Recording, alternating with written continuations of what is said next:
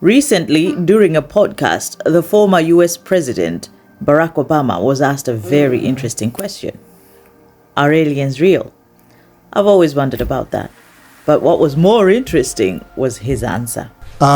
They're real, but I haven't seen them, and they're not being kept in, what is it? Area 51? Area 51.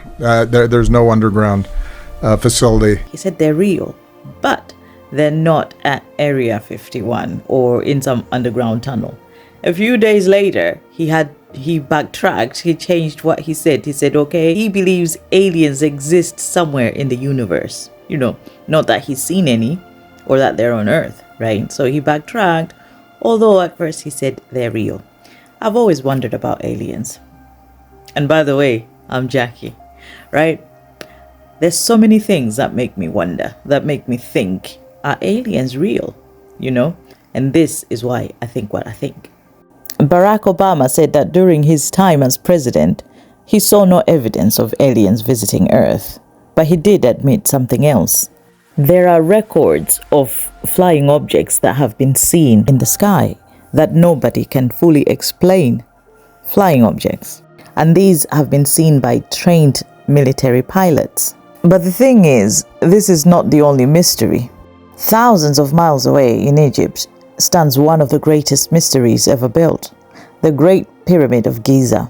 It was built around 4,500 years ago, long before modern machines, long before electricity, long before cranes. Inside the pyramid, scientists discovered something strange.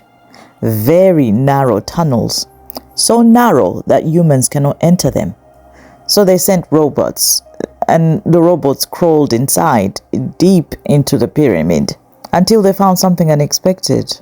A small door with metal handles. Behind it, another hidden place. Nobody knows exactly why those doors exist.